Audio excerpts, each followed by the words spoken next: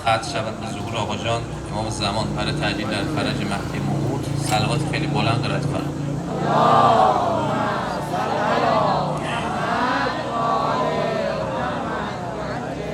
خب جلسه دوم خدمت شما هستیم. جلسه قبل صحبت کردیم در مورد برنامه‌های دشمن، برنامه‌های کلان دشمن. حالا امیدوارم که یاد عزیزان باشه. سعی می‌کنم یه خلاصه بگم از جلسه قبل، ان شاءالله بحثو دنبال می‌کنیم. مباحث خیلی مهمه. شاید مثل مسائلی هست در کشور انجام می‌گیره، مثل جواب‌هایی بود که برخی از عزیزان داشتن. فقط زمان، من جلسه قبلم گفتم، فقط زمان ثابت خواهد کرد این حرف‌ها رو. گفتم آقا کودتایی میخواد رقم بخوره و از داخل میخواد اتفاقاتی پیش بیاد و اینا به خاطر عدم اطلاعات هست. رهبر شهیدون بارها به این دست افراد بیاناتی داشتن که شما به خاطر عدم اطلاعات هست که این گونه نظرهای میدید. مثلا در مورد وعده صادق دو خیلی‌ها برخی از مسئولین نظامی ما رو به عنوان سازشگر حساب میکردن که رهبر شهیدون بارها فرمود این به خاطر عدم اطلاعات هست و اینها کمتر از شما انقلابی نیستن. من خیلی در واقع تلاش میکنم که در میادینی که صحبت میکنیم اصل موضوعات بگیم. من میتونم بیام جو بدم بگم آقا اینجا نفوذه، اونجا نمیدونم کودتاست، شما بگید ماشاءالله، بعد هر شب منو دعوت کنید، ولی این واقعا از وجدان به دور هست. ما سعی میکنیم مطالبی رو ارائه بدیم که با حقیقت نزدیکه، عینیه. وگرنه آره منم دوست دارم همین فردا ترام ملعون ترور شه، همین فردا بریم قدس رو بگیریم، همین فردا ظهور امام زمان رقم بخوره، ولی عینیت چیه؟ واقعیت چیه؟ یه زمانی آرمان ما اینه، بله، بر منکرش لعنت. اساسا جدا از مسائل مفاهیم دینی و تشیع که اصلا بحث قصاص و اینکه ما بخوایم بیایم انتقام خون رهبری رو بگیریم اون اصلا به کنار، مباحث استراتژیک هم بخوایم بیایم بررسی کنیم در مکاتب جنگی، اگر ما انتقام نگیریم قطعاً دچار مشکلات عدیده میشیم. من میتونم ساعت‌ها صحبت کنم. پس هر کس بیاد بگه آقا فعلا انتقام نه، نمیدونم به خاطر مصلحت، نه مذهب میدونه، نه ملت میدونه، نه مسائل سیاسی میدونه، نه مسائل نظامی میدونه، بس اینا به کنار. بس اگه آقا در مذاکره داره خیانت میشه، خب چی شد؟ چه اتفاقی افتاد؟ من یادم جلسه قبل دقیقاً همین متن گفتم که آمریکا بدعهدی میکنه، آمریکا امتیاز نمیدهند، انشالله این تیم هم امتیاز نخواهد داد و این مذاکره به خودی خود پوچ میشه. چرا؟ چون در مکاتب جنگی مذاکره هست. مذاکره یکی از اصول تاکتیکی جنگی در قرآن اومده دیگه. رهبر شهیدان بارها اشاره کرد که اگر عقب نشینی تاکتیکی باشه مشکلی نداره. مثل کشتیگیر رفته زیر یخم بگیره نشده، برمیگرده استراحت میکنه، با مربی صحبت میکنه، میره از اون زاویه میاد، این مشکلی نداره. ولی اگر جزء تاکتیک جنگی باشه، بله میخواد بری مثل برجام همه چی رو بدی بره، مشکل داریم. دیپلماسی ذلت، اینا مسائلی است که باید علاوه آگاهی جامعه رشد پیدا کنه. من اعتقاد دارم این مسائل در پازل خداست و خدا داره مردم رو آزمون میکنه، تست میکنه، رشد میده، آگاهی میده. کجا این صحبت‌ها سال قبل صورت بگیره؟ نمیشد که. باید اتفاقاتی در جامعه رقم بخورد، این مباحث مطرح شود، مردم به این ببینن، رشد پیدا کنن. اصلا برای ظهور امام زمان این مسائل طبیعیه. رهبر شهیدان فرمود دیگه، و اگر نباشد باید شک کنی. شما میخوای بری قله رو فتح کنی، از این دامنه باید رد شی. این دامنه پر از اتفاقات عجیب و غریبه.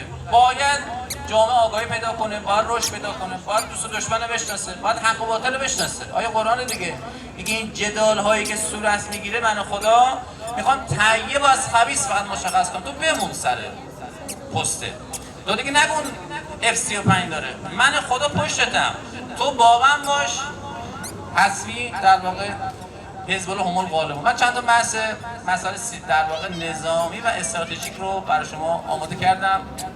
خیلی خوبه این بحثا جامعه اطلاعات پیدا کنه که بتونه کنشگری مناسبی رو داشته باشه. خب یه حدیث هم در مورد عصر مهدویت بخونیم. آیه قرآن هم که هست یوم ندعو کل اناس به امامهم، در قیامت گروه مردم رو فرا میخونن و با امام زمانشون محشور میکنن. اصل دین امامه، تمام مسائل باید با عرصه امامت شما بیاید تحلیل کنید که اگر این کارو نکنید تحلیل ناقصه، کوتاهه.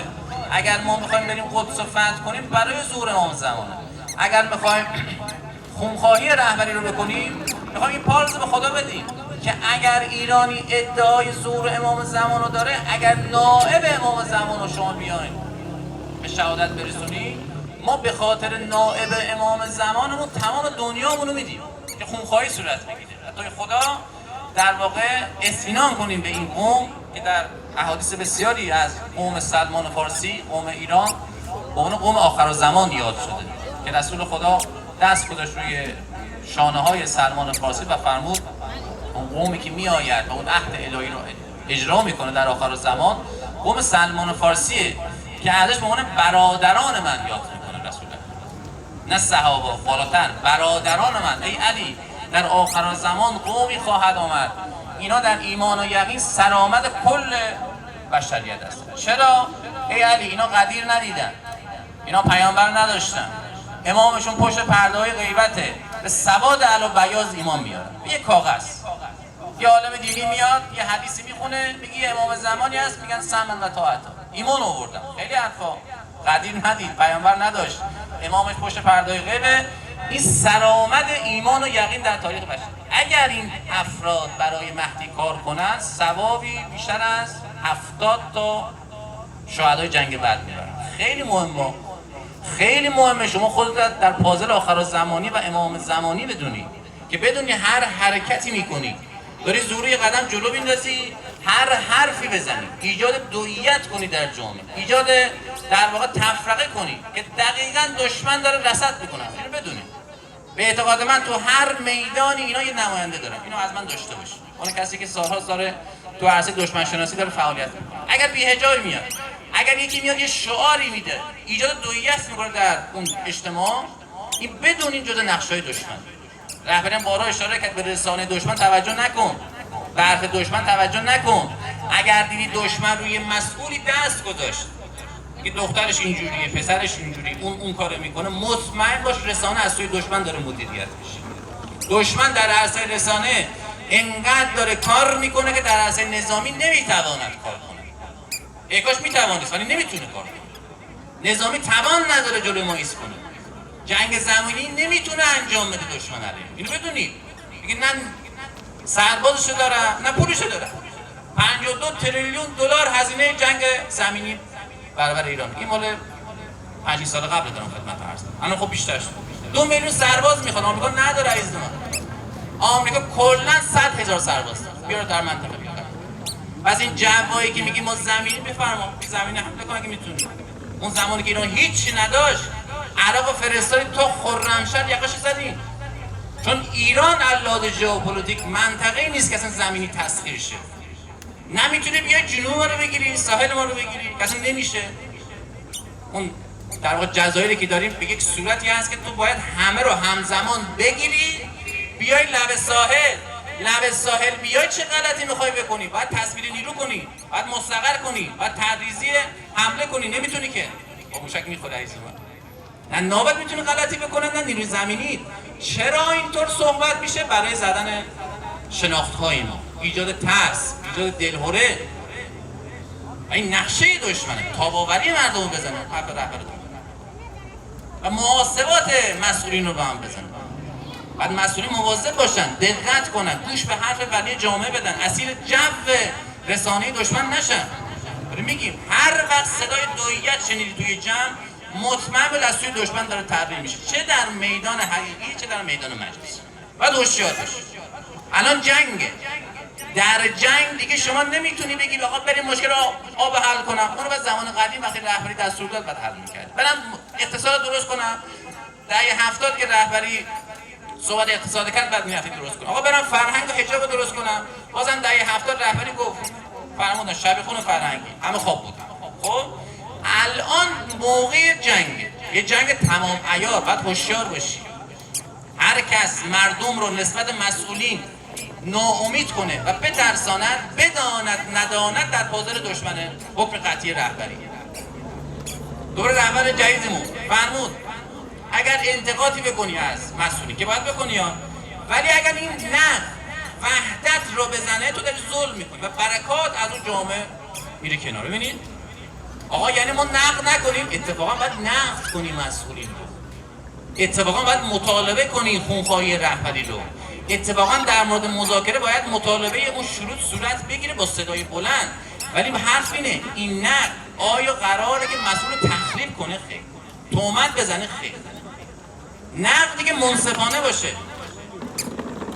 اینا مسائلی است که باید بهش دقت بشه. حالا چند تا مسئله رو خدمتتون عرض کنم که بدونید در چه پازلی هستیم. شاید این بحث صحبت نمیشه، یک دفعه مردم خودشون در یک میدانی نگاه میکنن و یه جاهایی ممکنه که رسانه بیاد یه جنگ شناختی ایجاد کنه و افکار رو جابجا کنه. دونستن این مسائل کلان. شما مثلا میخوای یه ساختمون بسازی دیگه، اول یه معمار میاری میگه اول پیشو برام بریز، من پیش ببینم چه جوریه، بعد بیام 3 طبقه بسازم، 20 طبقه بسازم. وقتی ما پی و مبنا رو ندونیم چه شناختی داریم از مسائل، نمیگم غلطا، قطعا همه دلسوزن ولی کامل نیست. کسی میتواند کامل مسائل رو تحلیل کنه؟ ببینید دیالوگ رهبری نسبت مسئولین چیه؟ دیالوگ بعضی نسبت مسئولین چیه؟ رهبری میفرماد دلسوزن، حسن نیت دارن، ممکنه اندیشهشون اشتباه باشه. بله دیدگاه غربگرا در کشور خیلی زیاده. از دوره قاجار شروع شده. افرادی بودن میرفتن فرانسه و انگلستان، گفتن عجب با کلاسن. لباس اونها رو مثلا بیاریم در کشور، اقتصاد اونها رو بیاریم در کشور، فرهنگ اونها رو بیاریم. این دیدگاه غربگرایی همین جور آمد زمان پهلوی به اوج رسید به انقلاب. بعد از جنگ اینا دوباره شروع کرد. اندیشهشون اشتباهه.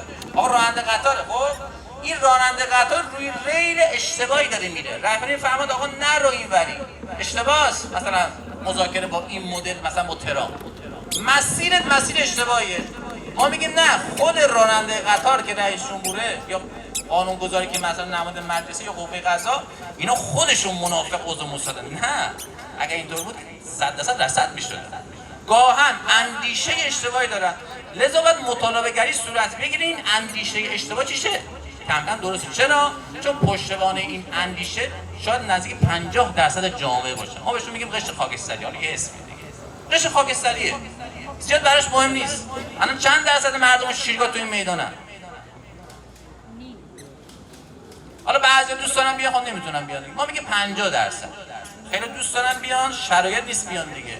خب ما میگیم 50% مردم میل به این تفکر ما دارن. خب ولی از من 50% دیگه طرفدار اینن که آقا ما با آمریکا حل شیم، ما بریم مذاکره مشکل رو حل کنیم. پدر جامعه رهبری باید مسیری رو درست کند که اینا تربیت شن، هم اصول رعایت شه، هم یه مسیری ایجاد شه اینا تربیت. همون مسئولین، همون پشتوانه رأیی که اینها دارن، یه کار در واقع هدایتیه، تربیتیه. بحث ولایت فقیه، بحث ولایت کار هدایت، تربیت، مدیریتی نیست که در غرب میگه آقا 3 تا 100 کارتو انجام بده تموم. نه، اما جامعه تربیت کنم. امام جامعه داره نماز میخونه، یکی دیرتر رسید چه اتفاقی میفته؟ یه خود مکس میده که اونم برسه دیگه. اینه بحث ولایت فقیه. بعد بفهمیم اینو، بفهمیم سیاست کلی نظام به چه صورت هست. نیم هر حرفی رو بزنیم، نیم از امام جماعت، امام جامعه جلوتر حرکت کنیم، امام جامعه عقب‌تر هم حرکت نکنیم، افراد نکنیم، تفرید نکنیم. پشت به فرمان امام. چطور میگه؟ همون با همون دیالوگ در همون راستا. این یعنی بحث ولایت. آقا من فکرم چیزی دیگه میگه، اون نفس توه، بذار کنار. ببین ولی امر جامعه چی میخواد؟ حفظ وحدت، نقدم میکنه، نقد منصفانه انجام بده. انشالله که این هم صورت خواهد. خب حالا 3-4 تا موضوع هست انشالله که وقت برسیم. مثلا اول ببینیم الان ما در چه بازه زمانی هستیم. ببینید ایران به عنوان قوم آخرالزمان میخواد حکومت جهانی شکل بده. یه محور مقاومتی هم خلاصه میگم، یه محور مقاومتی شکل گرفت. قراره که زمین سازی ظهور امام زمان رقم بخوره. اول پازل رو بشناسیم، کمتر صحبت میشه این مسائل. بعد دقت شو، قراره که ما به ظهور امام زمان برسیم. همه رو در این پازل نگاه کن. ولی اونور جبهه شیطانی از باطل نمیذاره. کیان؟ قرآن میگه یهودیاست و افراد مشرک پشتبندی. حالا من جلسه قبل اینا صحبت کردم. اینا الان کیان مثل آقا به ما بگو جریان صهیونیسم جهانی. آقا فقط یهود میگی؟ نه، ما در مسیحیت هم صهیونیست داریم. ایوانجلیست‌ها گفتیم که آتش بیارای معرکه هستن و ترام از دل این ایوانجلیست‌های صهیونیست مسیحیت بیرون اومد. وزیر جنگش، افرادی که پشتبند ترام هستن، همین گراهامی که فلان اتفاق افتاد و افرادی که هستن، اینا صهیونیست ایوانجلیست هستن. اینا چی میگن؟ اینا میگن برای ظهور مسیح باید یهود تشکیل حکومت بده. میره تا فرات تازه، نه فقط فلسطین رو مثلا میخواد بگیره. یکی این گروه هست. یکی گروه یهودیان نیویورکی، ثروتمندانی که صاحب دلار هستن، کسانی که در واقع نفت رو پشتوانه دلار کردن بعد از اون شوک نیکسون 1975. الان دلاری که یهودی‌ها چاپ میکنن، امپراتوری درست کردن در بانک‌های جهان، این پشتوانش نفته. گفتیم نفت از کجا رد میشه؟ این کریدورهای چی رو بیاره دوستمون؟ گذرگاه‌های نفتی رو از تنگه‌های بین‌المللی رد میشه. از اون ور خب بزرگتر که میشه انجام میگیره، از مالاکا بین فیلیپین و اندونزی میاد، تنگ هرمز، باب المندب، کانال سوئز، اونورم جبل الطارق. به این میگن خاورمیانه بزرگ. بوش پسر میگفت طرح خاورمیانه بزرگ همه کشورها باید تسلیم شن. میخواد سنگا رو بگیره، نفت رو بگیره، خاورمیانه رو بگیره، نظم نوین شکل بده. یکیش همین بحث نفت و تجارت کالا، یه بخشش البته. به این میگن طرح خاورمیانه بزرگ.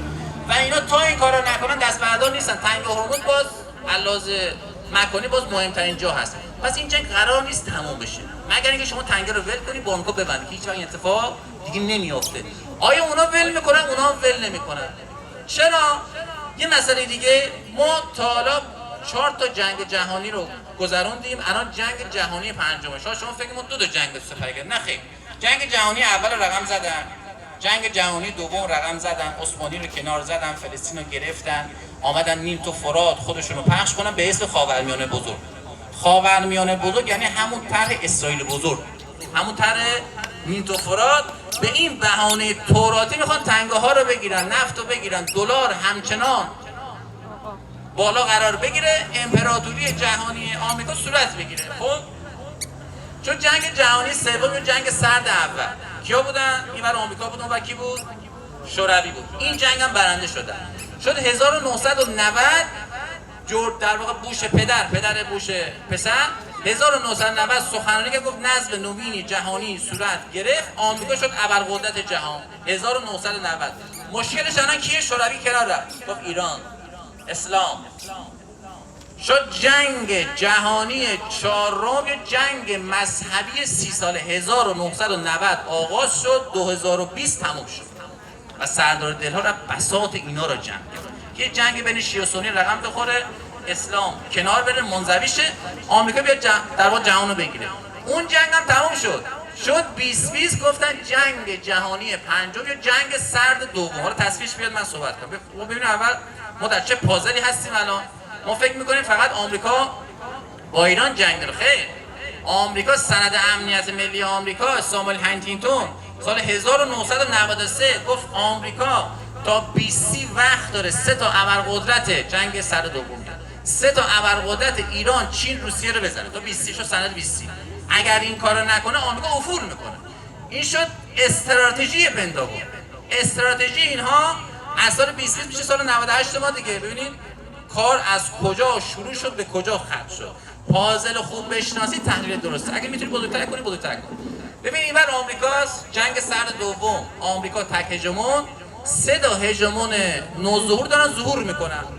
آمریکا قرار شد با ناتوی غربی، حالا من دارم میخونم اون چیزاش کوچیکه، ناتوی غربی به رأس اوکراین باید جلوی روسیه رو بگیره. سال 20 شروع شد جنگشون دیگه. این یه جنگ حالا سوم بگم ایران رو جدا صحبت کنم. جنگ سوم ناتوی شرقی، آمریکا ناتوی شرقی هم داره. کره جنوبی زیر مجموعه آمریکاست، تایوان زیر مجموعه آمریکاست، ژاپن زیر مجموعه آمریکاست. آمریکا اونجا مسلطه، سازمان سیاه اونجا مسلطه، مثل ایران دوره پهلوی.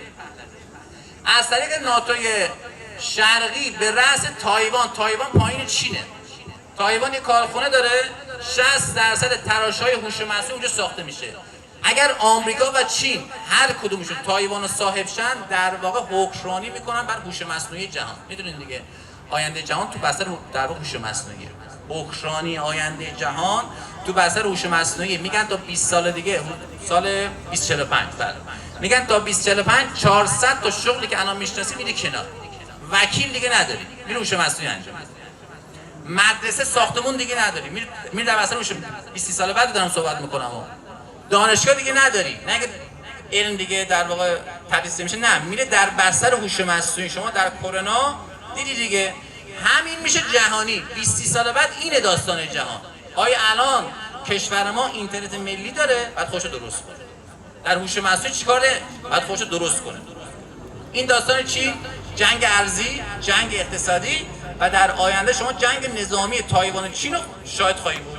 این سند 20 آمریکاست. این تا این کارو نکنه خودش به افول میره. بحث موجودیت دیگه نگه آقا بریم مذاکره کنیم چه اشکال داره ما هم برادریم. من استراتژی آمریکا سالهاست چیده شده. ترامپ بره یه خردگی بیاد اینم همین برنامه رو باید انجام بده چون زیر نظر کنگره آمریکاست، زیر نظر سناست.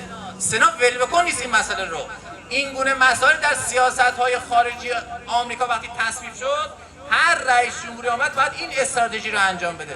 ممکنه بگه تاکتیک من یه مدل دیگه است اشکال نداره تو 352 بازی ولی این استراتژی رو باید انجام بدیم. باید موتور روسیه رو بکشی، موتور چین رو بکشی، موتور ایران رو ویژه باید بکشی چون ایران باز مهمتره. با ایران با ناتوی عربی هم داریم عزیزان.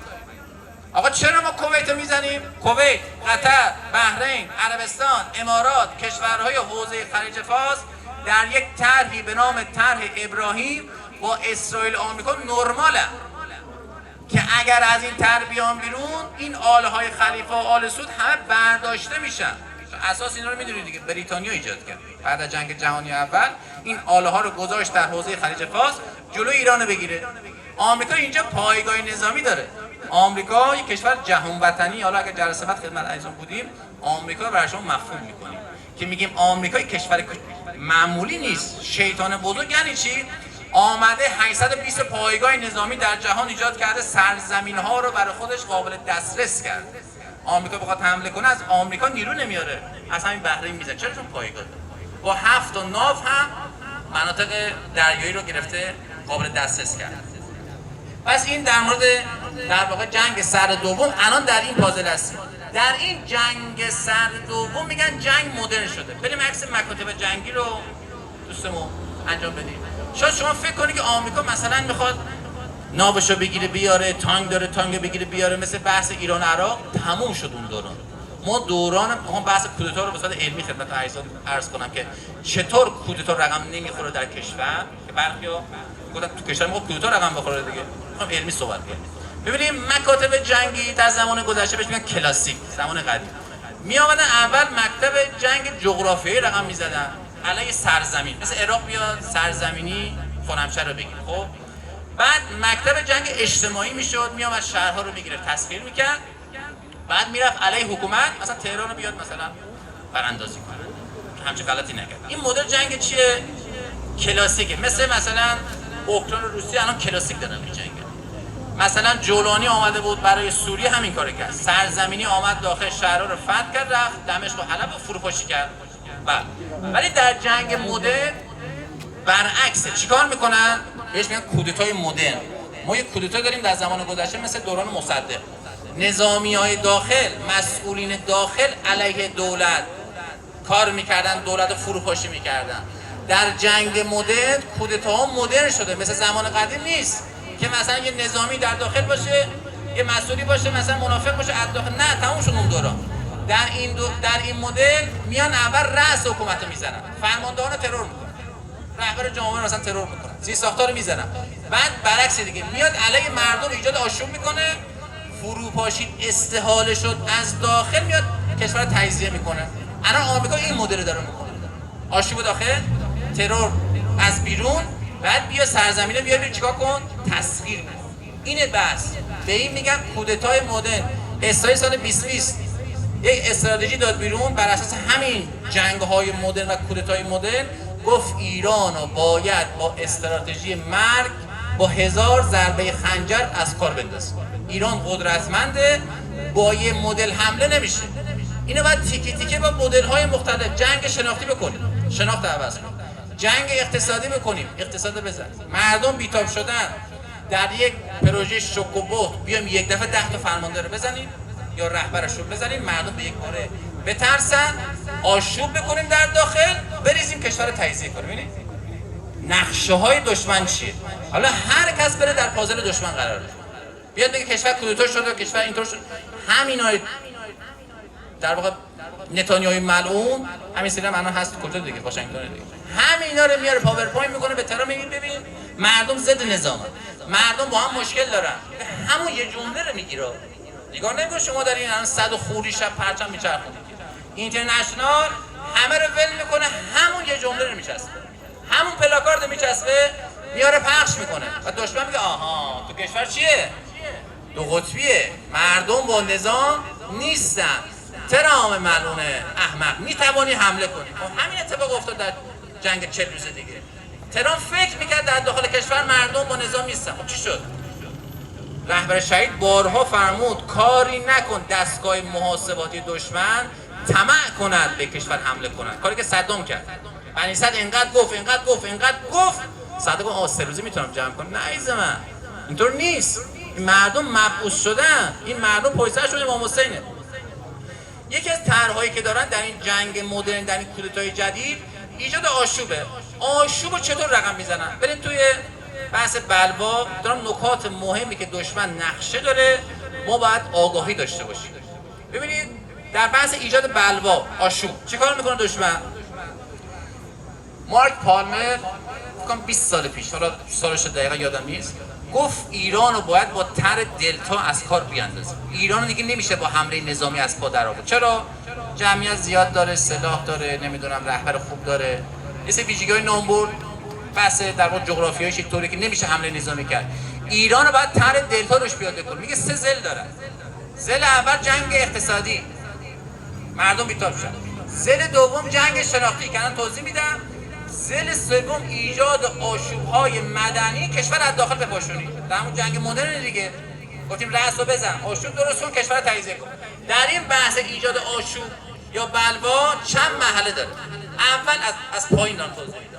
اول کشور در آرامش، عادیه، اقتصاد فلج کرد. وزیر خزانه داری آمریکا گفت ما بودیم در دیما دلار بالا پایین کردیم، ما استارت زدیم. البته در داخل نفوذی داره. ببین سازمان‌های جاسوسی مثل سازمان سیا کارشون بی‌ثبات کردن کشوره، اهم از بی‌حجاب کردن. کار سازمان جاسوسی آدم دارن در داخل کشور، اهم از زدن جنگ‌های شناختی، زدن اقتصاد کشور. کار سازمان‌های جاسوسی اول تضعیف میکنن بعد حمله میکنن. خیلی باید مواظب باشید. میگه حالت عادیه، مردم اقتصاد فلج شده ریختن بیرون، اوکی تا اینجا اوکی، مشکل نداره، اعتراض کن، درست اعتراض کن، برو نقد درست کن. میگه ولی آمدن بیرون مردم عادی ها، حالا سری گروه‌های تروریستی که هستن داخل بمانن، اونا کار نداره. میگه چیکار میکنیم؟ اونا اول سازمان نیافتن، غیر مسلحانه هم هستن، آشوبه. خب میاد اینا رو یه پله بالاتر لیدر میذاره وسط، سازمان یافته میکنه. لیدرهای میان بالا سر مردم جو میدن، سازمان یافته غیر مسلحانه اغتشاش میشه. بعد میاریم بالا سازمان یافته مسلحانه، سلاح میرسونیم. این لیدرها سلاح دارن، گروه‌های تروریستی آموزش دیدن، بین مردم کشته سازی میکنن، جو یه خورده بالا میگیره، کشور بره تو بحران، بره تو تجزیه. ببینید عادی، تنش، تشنج، بحران. اینجور آشوب درست میکنه، اینجور جنگ اقتصادی درست میکنه، جنگ شناختی درست میکنه. تو بحث جنگ شناختی یه مسئله میگم خیلی مهمه. نیکولاس برنس 2003 18 سال پیش آمد کنگره آمریکا صحبت کرد، معاون وزیر خارجه آمریکا. میگه ما اقتصاد ایران رو میخوام کمرشو بشکنیم. میگه اگه این کارو بکنی ایران کارش تمام. میگه نه، میگه یه دکترین دارم، اگر اینو به علاوه جنگ اقتصاد بکنیم قطعا. گفت چیه؟ گفت دکترین آنفولانزای نیویورک. خانم خوب دقت کنه. گفت این چیه؟ توضیح بده. این ویروسیه، ویروس شناختیه. به زمانی ویروس کرونا درست میکنن، جسمیه. این شناختی چیکار میکنه؟ میگه در 5 حوزه مردم رو باید به انزجار برسونیم. آقا شما فکر کردی که طرف یه پلیس بسیجی افتاده بود 30-40 نفر مثل یجوج و مجوج ریختن رو سرش دارن تیکه پاره میکنن، اینا همه تروریست بودن؟ نه، اینا بخش زیادشون مردمی بود که عصبی بودن، مردمی بود که به انزجار رسیدن توسط همین دکترین. در چه؟ میگه در 5 حوزه مردم باید ایجاد نفرت بشه بینشون. در ملیت که من چه کشوری دارم، در مذهب چه کشوری دارم، چه مذهبی دارم، ایجاد شبهه هم در همین پازل است. سومی در مسئولین که همه دزدن، همه خائنن. بله برخی از مسئولین ممکن نفوذی باشن، همیشه بوده، دور صدر اسلام هم بوده. برخی از مسئولین بد کار میکنن، فاسدن، بر منکرش لعنت. ولی بیای سیاه نمایی کامل کنی بگی همه دزدن، سنگ رو سنگ بند نمیشه.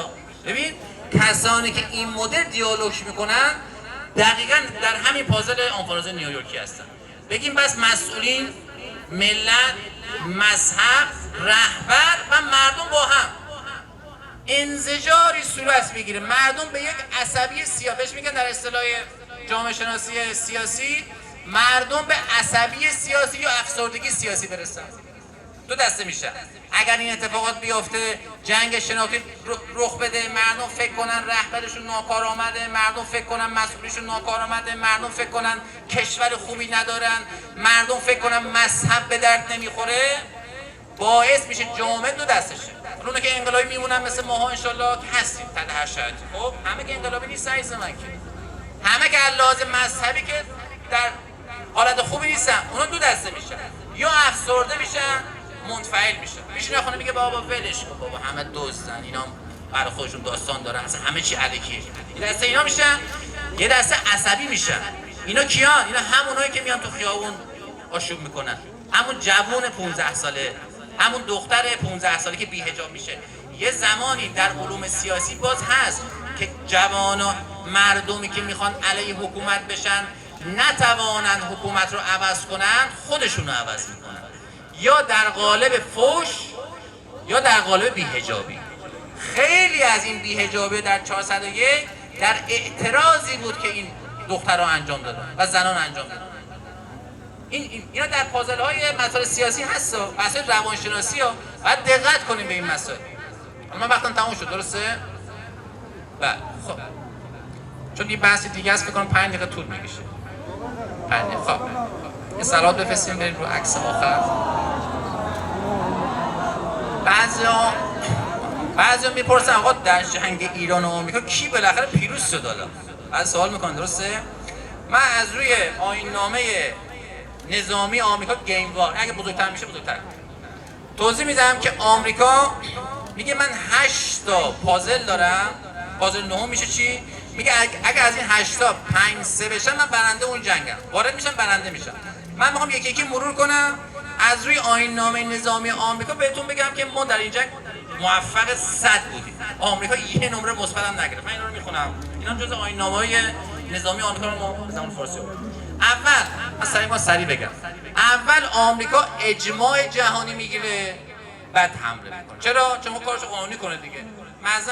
مثلا میاد با سازمان ملل شورای امنیت میگه ایران تروریسته، یا تروریسته بس حمله کنه، یا ایران میخواد سرای اتم درست کنه، میاد در سازمان انرژی هسته سازمان ملل میگه برو مثلا تحقیقات کن، اونم میگه آره میخواد سلاح درست کنه، که کشورها همه بیان پای سر آمریکا. آمریکا اجماع میگیره بعد حمله میکنه. در این جنگ اخیر نتوانست اجماع بگیره به خاطر مسائل گوناگون، یکیش همین بستن تنگه، این نمره منفی. دوم، آمریکا اول تضعیف میکنه بعد حمله. گفتم دیگه سازمان CIA و موساد و MI6 و از این دست سازمان ها اول کشور از داخل میزنن، اقتصاد میزنن، شناخت میزنن. اینا فکر کردن مردم با اینا نبودن، مردم در واقع مبعوث شدن. فکر کردن رهبر بزنن کشور فروپاشی میکنه، اتفاق نیفتاد، جایگزین شد. فکر کردن فرمان نشد، ایران تضعیف نشد، عزتمند شد. پس اینا نمره منفی گرفت. سوم، مطالبه فرصت میکنه، میاد از طریق جام جهانی میاد ضربه میزنه، از طریق مذاکره میاد وسط مذاکره ضربه میزنه. اینقدر بدعهدی کرد که ما دیگه گول آمریکا رو نمیخوریم. آمریکا نمیتواند ایجاد فرصت کند، در فرصت بیاد بزنه. بعدی، عملیات نیابتی. اول گروه‌های نیابتی خودش رو میفرسته. اول به اسرائیل تو برو بزن، داعش تو برو بزن، عرب تو برو بزن. همشون یا نابود شدن یا تضعیف شدن یا گفتن ما تو رو همراهی نمی‌کنیم. مثل ژاپن میگه من تنگ هرمز برای من بسته میشه، من با تو چیکار دارم؟ برای همین آمریکا تنها ماند 40 روز حمله کرد، یعنی منزوی شدن آمریکا نزدیکه. اینم نتونست کاری بکنه. کاهش هزینه جنگ. آمریکا سعی میکنه کم هزینه به جنگه. خب فکر میکنه 3 روزه بیاد بزنه جمع میکنه، نشد. جنگ فرسایشی شد، پر هزینه شد، برای همین استاپ خورد. بعدی، کاهش مدت زمان. آمریکا میگه کم هزینه و کم زمان به جنگم، بازم نشد، فرسایشی شد دیگه. ببینید کاهش مدت زمان جنگ بعد حفظ ابتکار عمل در سطوح منازعه. ببینید ما یه استراتژی جنگ داریم، یه تاکتیک داریم، یه تکنیک. در مدل ضربه زدن، پیکار، رزم، نبرد، جنگ. یعنی الان موشک هایی که میزنه در حالت رزمه، هنوز جنگی نشد. جنگ یعنی سرزمینی. آمریکا میگه من نمیخوام برسونم به جنگ تمام عیار، مدتش زیاد بشه، هزینه دار بشه، همون اول میزنم. باید مدیریت در واقع سطح منازعه کنه. ما گفتیم از این خبرا نیست، تو میکشونیم میاریم بالا، تو جنگ فرسایشی پدرتو در میاریم. گفتم ما نمیتونیم عزیز من، آتش بس بدیم، پس بیایم مذاکره. نه عزیز من، از این خبرا نیست. آخرین موردم حفظ ابتکار عمل در مدیریت تشدید وخامت. آمریکا سعی میکنه از حالت عادی تشدید، تشنج، بحران کم کم میرم. مثلا من یکی اول یه نهیب میزنم آروم، بعد یه کشیده میزنم، بعد یه بوکس میزنم، بعد گردنشو میگیرم میزنم زمین. از کم شروع میشه دیگه. آمریکا از همون کم یه کشورشو بگی نابود کن، مثل ونزوئلا. برو دزدی کن، نفتشو بگی قال قضیه رو بکن. نه بیا در واقع جنگ دراز مدت بشه، فرسایشی بشه، پرهزینه بشه، بحران بشه، بره یقه تنگ هرمز رو ببنده ایران، اقتصاد من فلج شه، بیاد حالت سیاسی مناطق رو منزوی کنه. ما در جنگ‌های نامتقارن در طی زمان نسبتاً طولانی میخوایم آمریکا رو منزوی سیاسی، منزوی اقتصادی و منزوی اجتماعی کنیم. این زمان بره. پس اینو از ذهنتون دور کنید که ما مثلا یه هفته بعد میخوایم آمریکا رو از منطقه دور کنیم. این اصلا نشده. اصلا هیچ کشوری با موشک نمیتواند یک کشور رو نابود کنه. اگر این اتفاق قرار بیفته، اسرائیل 70 سال یه شهر کوچیک غزه رو داره میزنه و نتونست کاری بکنه. استراتژی نظامی ما بر جنگ‌های نامتقارن است و این نیازمند به زمان است. آمریکا طی زمانی که نمیخوام بگم چه میاد، نیازمند است متغیرها است. در اقتصاد قراره که منزوی شه، یعنی کشورها آمریکا رو رها کنن. در سیاست هم همین، حوزه اجتماعی هم مردم به بیداری برسن. ما داریم تیکه تیکه آمریکا رو فتیلش رو میپیچیم. این نیاز به زمان داره. شما مذاکره رو در این پازل ببینید. مذاکره برای خرید وقت برای نظامی هایی که میخوان در یک زمان بندی مناسب و پلن بندی مناسب فتیله آمریکا رو بپیچن. اینا مسائلی است که باید بهش دقت شه. در پازل رهبر و نظام بازی کنه، نه نفس خود. یاد باشه که اگر این امر صورت بگیره کشور استحاله میشه. ان شاءالله که اتفاقات رقم نمیخوره. این کشور تربیت شده اهل بیت، این کشور مبعوث شده خداست. این کشور میخواد این کشور رو، پرچم این کشور رو برسونه به دستان امام زمان ان شاء الله. اللهم عجل ولیک الفرج و العافیه و النصر و جعلنا من خیر اعوان و انصاره و المستشهدین بین یدیه. برای تعجیل فرج مهدی به صلواتی